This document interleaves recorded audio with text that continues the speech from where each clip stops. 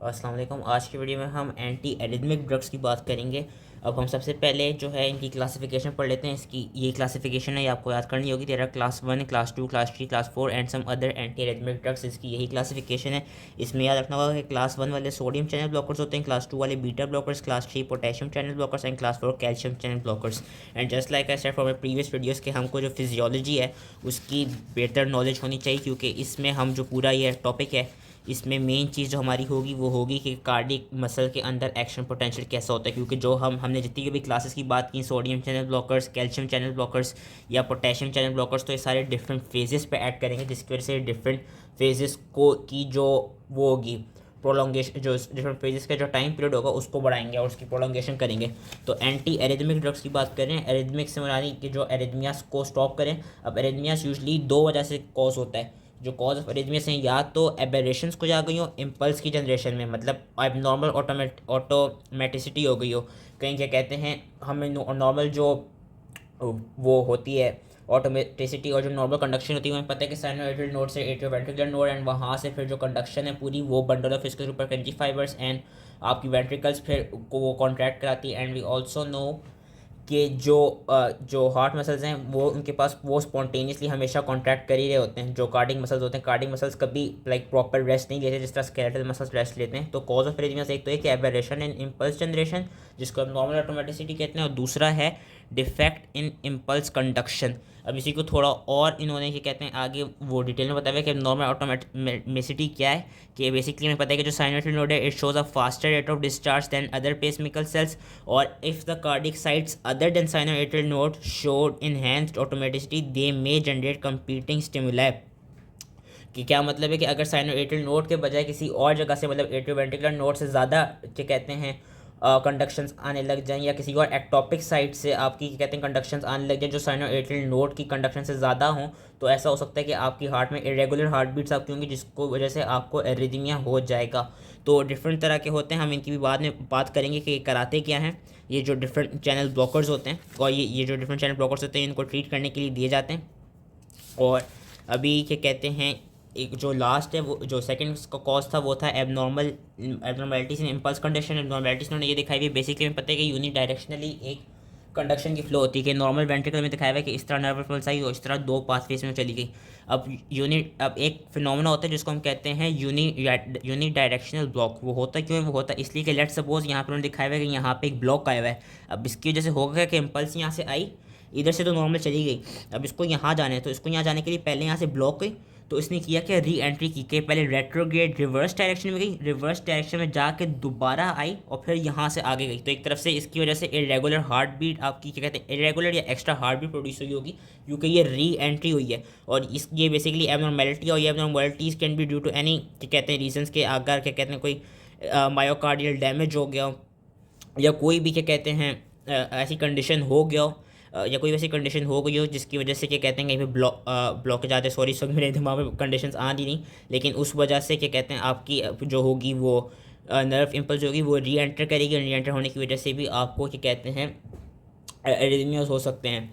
तो जो anti arrhythmic agents जो हम इस फिनोमेना को ट्रीट करने के लिए देते हैं, वो एंटी एरिथमिक एजेंट्स कौन से होते हैं? वो क्लास 1 और क्लास 3 ड्रग्स देते हैं। और वो क्लास 1 और क्लास 3 ड्रग्स कराती हैं कि जो क्लास 1 ड्रग्स हैं वो क्या कहते हैं या तो री एंट्री, जो री एंट्री हो रही है इसको प्रिवेंट करा देती हैं, क्योंकि क्लास 1 ड्रग्स क्या है, वो सोडियम चैनल के ब्लॉकर्स हैं। सोडियम चैनल के ब्लॉकर्स यानी जो ये वाली साइकिल है विच इज़ वेरी इंपॉर्टेंट, कि सोडियम चैनल ब्लॉकर्स हैं यानी वो फेज़ 0 पे ऐड करेंगे, जिसकी वजह से एक्शन पोटेंशियल सही से या जो मेन कंडक्शन होती है इम्पल्स की वो सही से जनरेट होगी नहीं। या हम क्या कहते हैं अभी हम आगे बढ़ेंगे, रिफ्रैक्टरी पीरियड को इंक्रीज़ करने के लिए क्लास 3 ड्रग्स देते हैं। क्लास 3 ड्रग्स का काम क्या है कि वो रीपोलराइजेशन करा रहे होते हैं। जब हम ये वाले ड्रग्स देंगे तो उससे होगा क्या कि जो रीपोलराइजेशन होगी वो ज़्यादा टाइम लेगी, वो ज़्यादा प्रोलॉन्ग हो जाएगी, तो उसकी वजह से रिफ्रैक्टरी पीरियड आपका बढ़ जाएगा। एंटी एरिथमिक ड्रग्स इन्होंने ये अच्छा एक और चीज़ तो याद रखनी है कि जितने भी अभी एंटी एरिथमिक ड्रग्स हम पढ़ेंगे ना, इन सारों के पास एक प्रॉपर्टी जो कि अनडिज़ायरेबल प्रॉपर्टी है, वो ये है कि जो एंटी एरिथमिक एजेंट्स हैं they can become pro arrhythmic. क्योंकि इसमें ये देखा गया कि जब आप पोटेशियम चैनल्स को इनहिबिट करते हैं तो उससे होता क्या है कि जो एक्शन पोटेंशियल होता है वो प्रोलॉन्ग हो जाता है, क्योंकि रिफ्रैक्टिव पीरियड बढ़ जाता है, और उसकी वजह से होता है कि जो क्यूटी इंटरवल होती है वो बढ़ जाती है। तो एक ये वजह है जिसकी वजह से अगर हम ये देंगे तो इसकी अगर क्या कहते हैं, जब ये क्यूटी इंटरवल बढ़ेगा तो इस क्यूटी इंटरवल के बढ़ने से क्या हो सकता है, एक वेंट्रिकुलर टैकी एरिथमिया हो सकते हैं, जिसको हम टोर्साडेस दे पॉइंटेस कहते हैं। इसकी और भी रीजनिंग होती है, इस्कीमिया की वजह से भी हो सकता है या हाइपोकैलेमिया की वजह से भी हो सकता है। लेकिन ये देखा गया कि जब आप क्या कहते हैं क्लास 3 वाले ड्रग्स देंगे, और हम अब आगे पढ़ेंगे कि जो क्लास 1 एंटी एरिथमिक ड्रग्स हैं उनके पास भी क्लास 3 वाले ड्रग्स की प्रॉपर्टी होती है, यानी कि even though they are sodium channel blockers थे कि उनके पास भी पोटेशियम चैनल्स को ब्लॉक करने की प्रॉपर्टी होती है। और इसी वजह से लोग प्रो एरिथमिक होते हैं, क्योंकि अगर ये पोटेशियम के चैनल्स को ज़्यादा लॉन्ग टाइम पीरियड के लिए इनहिबिट कर दें तो उससे क्यूटी इंटरवल बढ़ जाएगा, और जब क्यूटी इंटरवल बढ़ जाएगा तो देर इज अ चांस कि वेंट्रिकुलर टैकी एरिथमिया हो जाए। And I forgot to tell के 3 तरह के एरिथमियास होते हैं। आपके एट्रियल एरिथमियास हो सकते हैं कि एट्रियम में किसी भी जगह पे आ जाए, वेंट्रिकुलर टैकी एरिथमियास हो सकते हैं कि वेंट्रिकल्स के लेवल पे कहीं पे भी एरिथमिया आ जाए, या सुप्रा वेंट्रिकुलर टैकी कार्डियास होते हैं जो कि जिधर एवी नोड पाया जाता है वहाँ पे अगर कोई एरिथमिया हो जाए तो हम उसको सुप्रा वेंट्रिकुलर टैकी कार्डियास कहते हैं। सुप्रा वेंट्रिकुलर टैकी एरिथमियास बेसिकली कहते हैं, क्योंकि 3 साइड्स होती हैं जहाँ पे यूजली एरिथमियास पाए जाते हैं, वो यहाँ पे भी दिखाई हुई है, atria, AV node and the ventricles. अब हम आते हैं अपने मेन ड्रग्स पे, और मेन ड्रग्स से आने से पहले एक और इन ड्रग्स की क्लासिफिकेशन है। एक तो मेन ये क्लासिफिकेशन है जो कि हमने याद करनी है। अब इस क्लासिफिकेशन में एक कह लो एक सब क्लासिफिकेशन है। वो सब क्लासिफिकेशन क्या है, वो है बेसिकली वॉफन विलियम्स क्लासिफिकेशन। वो वॉफन विलियम क्लासिफिकेशन क्या है कि जो क्लास 2, क्लास 3, क्लास 4 ड्रग्स हैं वो तो वही हैं, क्लास 2 वाले बीटा ब्लॉकर्स, 3 वाले पोटेशियम चैनल और 4 वाले कैल्शियम चैनल ब्लॉकर्स। क्लास 1 में ज़रा एक फर्दर क्लासिफिकेशन आई है। क्लास 1 में क्या आई है कि हम यहाँ पे भी देख सकते हैं, उन्होंने 1A 1B 1C लिखा हुआ है कि 1A 1B 1C हम अभी आगे पढ़ेंगे कि क्लास 1 में फर्दर क्लासिफिकेशन क्यों, क्योंकि जो इनके मैकेनिज्म ऑफ एक्शन है ना उनमें थोड़ा सा डिफरेंस है, तो वो और उनके और ऑब्वियसली वो ड्रग्स भी थोड़े डिफरेंट है, तो वो हम अभी पढ़ लेते हैं। सबसे पहले हम आते हैं अपनी क्लास 1 एंटी एरिथमिक ड्रग्स में। क्लास 1 का हमें मेन चीज़ क्या पता होनी चाहिए, मेन चीज़ हमें ये पता है कि क्या कराते हैं, ये जो सोडियम वोल्टेज सेंसिटिव जो सोडियम चैनल्स होते हैं उनको ब्लॉक करते हैं। उनको ब्लॉक कैसे करते हैं कि they bind more rapidly to the open sodium channels या to those sodium channels which are inactivated. जो सोडियम चैनल्स जो कि फुली रिपोलराइज हो चुके होते हैं उन पे वो जाके ज़्यादातर एक्ट नहीं करते। और क्या कहते हैं आगे लिखा हुआ है कि therefore these drugs show a greater degree of, basically यही है कि जब ये उन जगहों पे एक्ट करेंगे जहाँ पे सोडियम चैनल्स खुले हुए होंगे या सोडियम चैनल्स काम ही नहीं कर रहे होंगे। और हमें पता है कि एरिथमिया ऐसी होता है कि लेट सपोज कहीं पे भी एक्टोपिक हार्ट बीट क्या कहते हैं एक्टोपिक कंडक्शन आ जाए तो वो ऐसी आगी कि ऐसी ही होगी कि अगर वहाँ पे ज़्यादा सोडियम चैनल्स का वो हो रहा हो, डीपोलराइजेशन हो रही हो, तो इन जो ये ड्रग्स हैं करते हैं कि सिंस वहाँ पे जाके एक्ट करते हैं कि जिधर जहाँ पे ज़्यादा डिस्चार्ज हो रहा होगा, यानी वहाँ पे ज़्यादा डीपोलराइजेशन हो रही होगी। और इन ड्रग्स का मेन जो काम है वो यही है कि ये जो ड्रग्स हैं ये उन्हीं जगहों पे जाके ऐड करते हैं जहाँ पे ज़्यादा डीपोलराइजेशन हो रही हो। बेसिकली ये चीज़ बोलना चाह रहा हूँ कि these drugs show a greater degree of blockage in tissues that are frequently depolarising and this property is called use dependence. को बेशक याद करने की जरूरत नहीं है कि, बल्कि ये याद करना है कि this property enables these drugs to block cells that are discharging at an abnormally high frequency. तो अब हम आगे पढ़ते हैं क्लास 1 ड्रग्स में, कि जो क्लास 1 के ड्रग्स हैं उसमें 1A वाली पहले पढ़ते हैं। 1A में आपके पास 3 आते हैं, quinidine, procainamide and disopyramide. Quinidine is your prototype drug. अब ये करते क्या है, क्विनिडीन क्या कराता है कि it binds to open and inactivated sodium channel और प्रिवेंट सोडियम इनफ्लक्स, जो कि अभी हमने पढ़ा, जो कि क्लास 1 का मेन फंक्शन था क्योंकि सोडियम चैनल ब्लॉकर्स थे। तो उसकी वजह से करते क्या है, ये जो फेज़ 0 था जो रैपिड अपस्ट्रोक जहाँ हुई थी, यहाँ पे फास्ट सोडियम चैनल्स खुले थे, फेज़ 0, इसको ये लोग प्रोलॉन्ग करा देते हैं। और इसकी इन्होंने आगे क्या कहते हैं फर्दर दिखाई है कि कर क्या रहे हैं कि जब हमने ये ड्रग दिया तो ये जो फेज़ 0 है इसको स्लो कर रहे हैं। फेज़ 0 को स्लो करने की वजह से हो क्या रहा है कि फेज़ 0 प्रोलॉन्ग हो रहा है, जो इफेक्टिव रिफ्रैक्टिव पीरियड है उसको बढ़ा रहे हैं। ये क्लास 1 ड्रग्स का काम है कि ये फेज़ 0 को इन्होंने यहाँ पे दिखाया हुआ है, ये एक हार्ड, ये वो जो नॉर्मल कंडक्शन होती थी यूँ करके एक्शन पोटेंशियल जो होता था फेज़ 0, फेज़ 1, फेज़ 2, फेज़ 3 और फेज़ 4, इन्होंने यहाँ दिखाया हुआ है कि जो फेज़ 0 है इसको उन्होंने फर्दर आगे कर दिया, यानी उसको प्रोलॉन्ग कर दिया। ये इनका मैकेनिज्म फंक्शन है कि दे डिक्रीज द स्लो, कि ये एक तो फेज़ 0 जो उनका काम है उधर एक्ट करते हैं। दूसरा मैंने क्या कहा था कि इनके पास क्या कहते हैं, जो जितनी भी क्लास 1 ड्रग्स हैं उनके पास कॉन्कमिटेंट, यानी कि उनके पास क्लास 3 ड्रग्स वाली भी प्रॉपर्टीज़ होती हैं। तो क्लास 3 ड्रग्स वाली प्रॉपर्टी क्या है कि वो जो पोटेशियम चैनल है उनको भी इनहिबिट कर देते हैं, और उनको इनहिबिट करने की वजह से होता है क्या कि आपका रिफ्रैक्टिव पीरियड है वो बढ़ जाता है, क्योंकि आपकी रिपोलराइजेशन बढ़ जाती है। और एक और बात जो कि क्विनिडीन के पास है कि क्विनिडीन पोटेशियम के साथ साथ कैल्शियम चैनल्स को भी ब्लॉक कर सकती है। और जब कैल्शियम चैनल्स को ब्लॉक करेगी तो उसकी वजह से होगा क्या कि जो कंडक्शन वेलोसिटी होगी वो डिक्रीज हो जाएगी।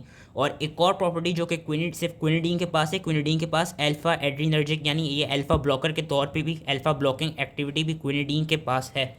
आगे जो हमने 2 और ड्रग्स पढ़े थे इस क्लास में, डाइज़ोपिरामाइड एंड प्रोकेनामाइड, इसमें ये याद रखना है कि जो डाइज़ोपिरामाइड है, डाइज़ोपिरामाइड के पास मोर एंटीकोलिनर्जिक एक्टिविटी है, वेरेस जो प्रोकेनामाइड है, प्रोकेनामाइड के पास लेस एंटीकोलिनर्जिक एक्टिविटी है। ये चीज़ याद रखनी है कि disopyramide is more anti muscarinic whereas procainamide is less muscarinic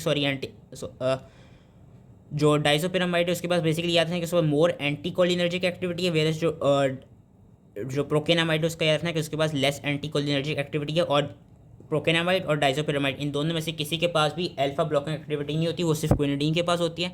और डाइज़ोपिरामाइड का याद रखना है कि it produces a greater negative inotropic effect which can cause peripheral vasoconstriction. अब इनके थेराप्यूटिक यूज़ क्या है? थेराप्यूटिक यूज़ अभी हमने देखा कि क्विनिडीन तो सारे चैनल्स ही ब्लॉक करा रहा था, सोडियम के भी, पोटेशियम के भी और कैल्शियम के भी। तो जो क्विनिडीन है ये आपका एट्रियल, एवी जंक्शनल और वेंट्रिकुलर टैकीआरिथमियास, जो कि तीनों जगहों पर जहाँ एरिथमियास हो सकता था उन तीनों जगहों पे अरिथमियास को ट्रीट करने के लिए क्विनिडीन दिया जाता है। और जो प्रोकेनामाइड है, प्रोकेनामाइड किसके लिए दिया जाता है? प्रोकेनामाइड एक्यूट एट्रियल और वेंट्रिकुलर अरिथमियास को ट्रीट करने के लिए दिया जाता है। क्विनिडीन तीनों को कराता है, एवी जंक्शनल भी, प्रोकेनामाइड सिर्फ एट्रियल और वेंट्रिकुलर कराता है। और जो डाइज़ोपिरामाइड है, डाइज़ोपिरामाइड क्या कराता है? डाइज़ोपिरामाइड का थेराप्यूटिक यूज़ ये है कि ये जो वेंट्रिकुलर एरिथमियाज हैं उनको ट्रीट करने के लिए और ये साथ में एट्रियल फिब्रिलेशन और एट्रियल फ्लटर में रिदम को कंट्रोल करने के लिए दिया जाता है। इनके एडवर्स इफेक्ट्स क्या हैं? क्योंकि मैंने कहा कि जो ड्रग्स हैं ये प्रो एरिथमिक होते हैं, तो इनके प्रो एरिथमिक क्या कहते हैं इफेक्ट्स होते हैं। और जिन पेशेंट्स को एथेरोस्क्लेरोटिक हार्ट डिजीज़ हो या जिन पेशेंट को सिस्टोलिक हार्ट फेलियर हो उन पेशेंट्स में ये ड्रग्स नहीं देने चाहिए। और ये देखा गया कि जब आप लार्ज डोजेस देंगे क्विनिडीन की तो क्विनिडीन सिंकोनिज्म के सिम्टम्स कराती है कि उसकी वजह से ब्लड विजन, टेनाइटिस, हेडेक, डिसोरिएंटेशन और साइकोसिस हो जाती है। प्रोकेनामाइड का एडवर्स इफेक्ट मोस्टली हाइपरटेंशन है। और जो डाइज़ोपिरामाइड है, मैंने भी कहा कि जो डाइज़ोपिरामाइड था वो उसके पास मोर एंटीकोलिनर्जिक, यानी मैं सही बोल रहा था पहले, यानी उसके पास मोर एंटी मस्कुलिनिक एक्टिविटी है। तो जो डाइज़ोपिरामाइड है, डाइज़ोपिरामाइड के क्या साइड इफेक्ट्स हैं? सारे वही हैं जो एंटी मस्कुलिनिक एजेंट्स के थे कि ये dry mouth, urinary retention, blood vision और कॉन्स्टिपेशन करा सकता है।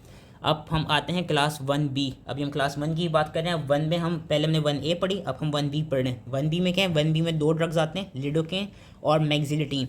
और ये क्या करते हैं? ये they rapidly associate and dissociate from sodium channels, thus the actions the actions are greater when the cardiac cell is depolarized और फायरिंग रैपिडली, क्योंकि रैपिडली एसोसिएट और डिसोसिएट कर रहे होते हैं। तो जो लिडोकेन और मैक्सिलिटीन है इनका याद रखना है कि ये दोनों वेंट्रिकुलर एरिथमियास को ट्रीट करने के लिए दिए जाते हैं। क्विनिडीन तीनों को करा रहा था, जो प्रोकेनामाइड था वो एट्रियल और वेंट्रिकुलर करा रहा था, और डाइज़ोपिरामाइड सिर्फ वेंट्रिकुलर करा रहा था। यहाँ पे जो लिडोकेन और मैक्सिलिटीन है ये वेंट्रिकुलर एरिथमियास को ट्रीट करने के लिए दिए जाते हैं। थेरेप्यूटिक यूज में कहीं लिखा हुआ है कि वेंट्रिकुलर फिब्रिलेशन और वेंट्रिकुलर टैकीकार्डिया को ट्रीट करने के लिए लिडोकेन दिया जाता है। और ये एम्योडेरोन, अभी हम एम्योडेरोन आगे पढ़ेंगे, उसके साथ कॉम्बिनेशन में भी यूज़ होता है। मैक्सिलिटीन क्या कराता है? Mexiletine chronic treatment of ventricular arrhythmias के लिए यूज़ होता है।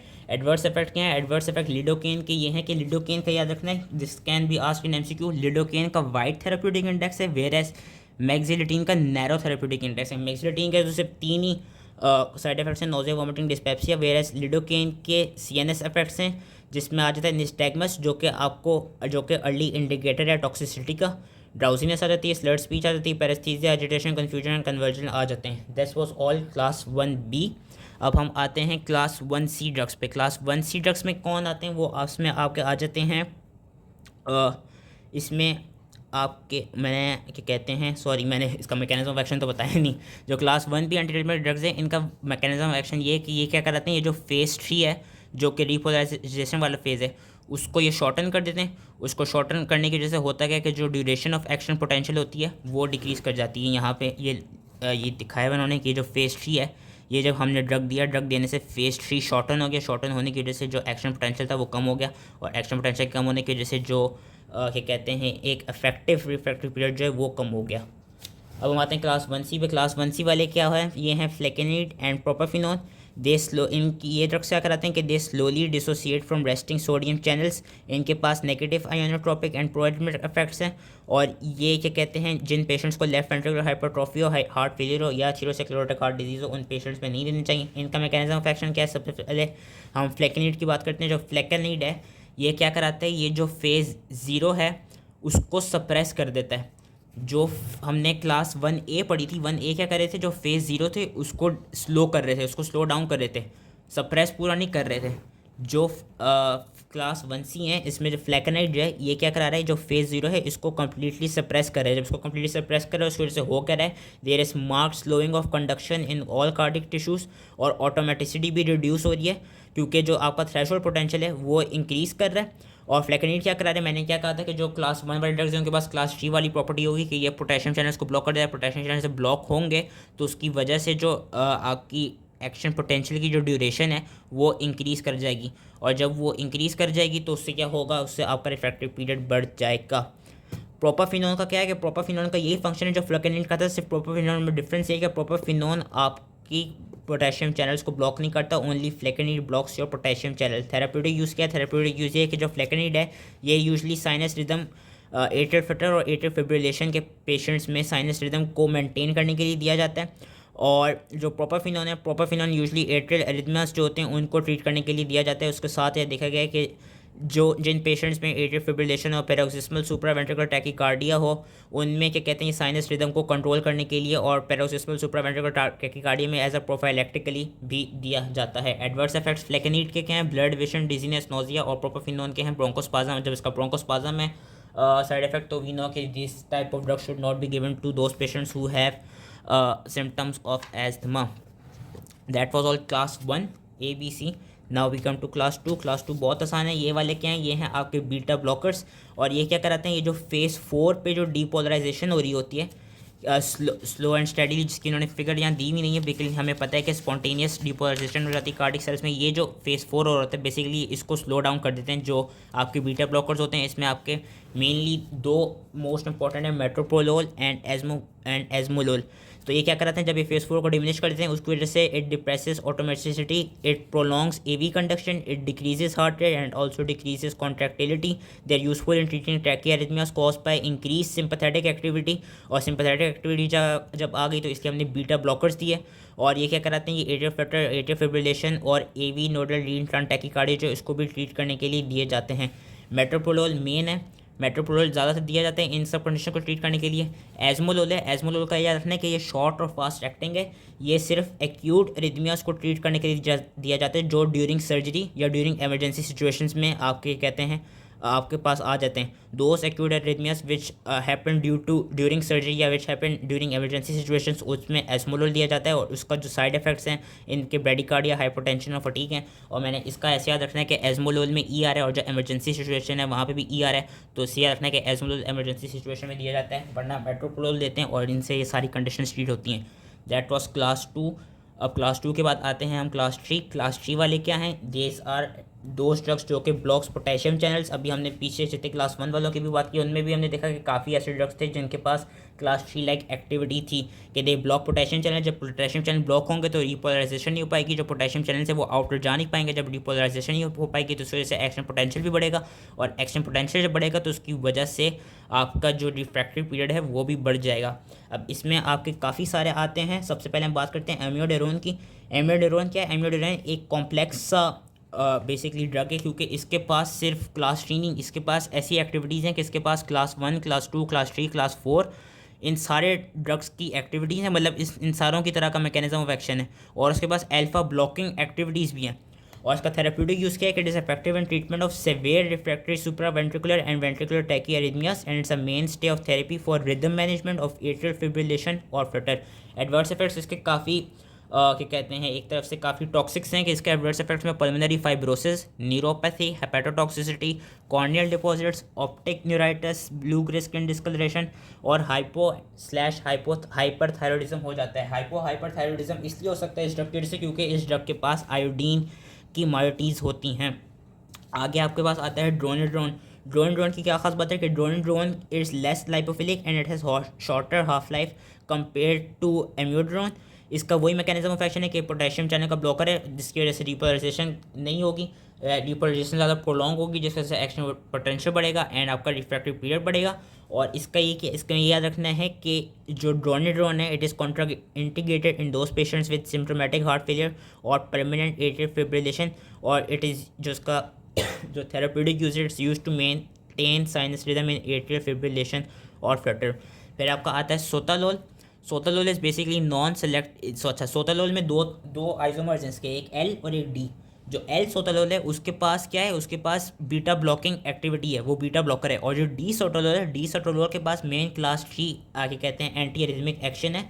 तो ये क्या कराता है कि blocks rapid outer potassium current known as delayed rectifier current.